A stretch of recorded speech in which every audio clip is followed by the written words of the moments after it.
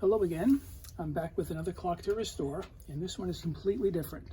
As you can see, it is a flip clock. One of my subscribers reached out to me asking if I could repair it. At the time, I really didn't know what a flip clock was, but did some research on it.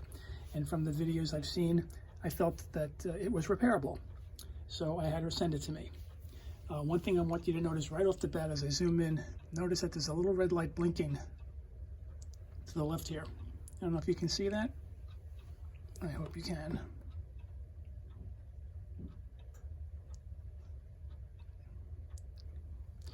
And when I initially got it, one thing I noticed, much to my surprise, is that it's not a electric clock that plugs into the wall. It runs on batteries, D cells. And I'll show you how I started to troubleshoot it to figure out what might be wrong with it.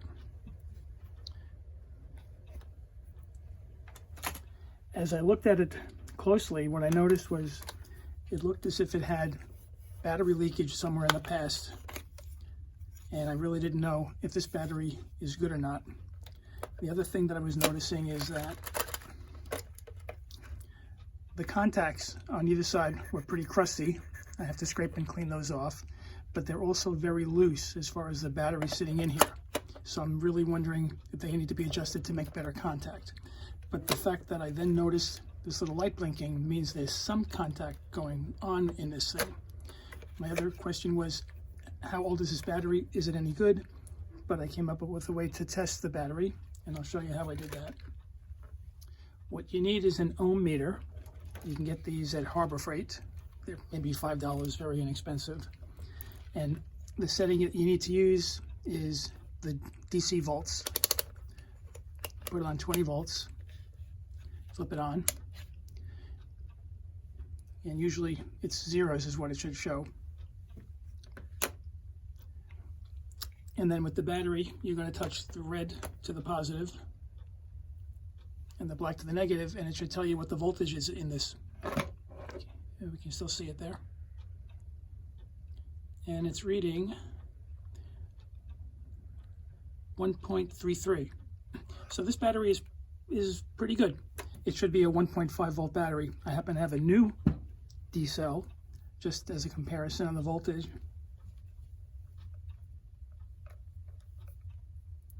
Put the red on the positive. And that's reading 1.48, so out of 1.5, this is pretty new. Anyway, both batteries are good. So there has to be another reason why it's not working.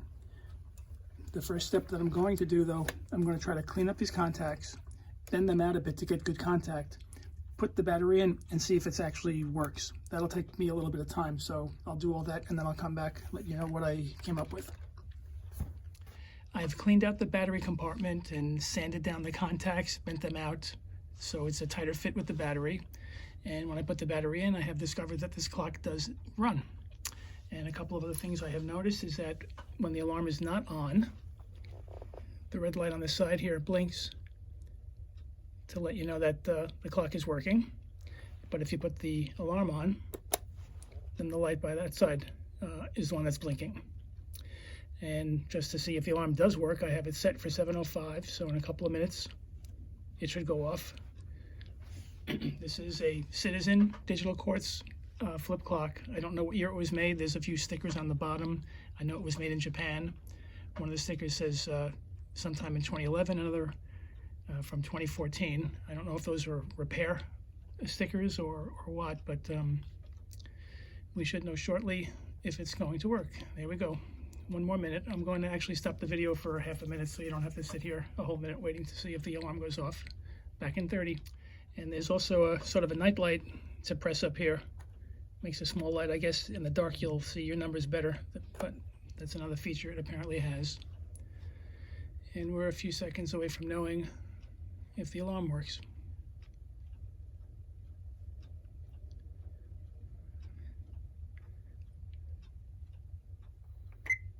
There you go. That's a great sound to wake up to, huh? And you can control the volume of it.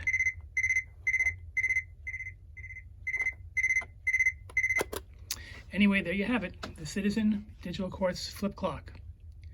I hope you enjoyed it. It was a quickie. Bye for now.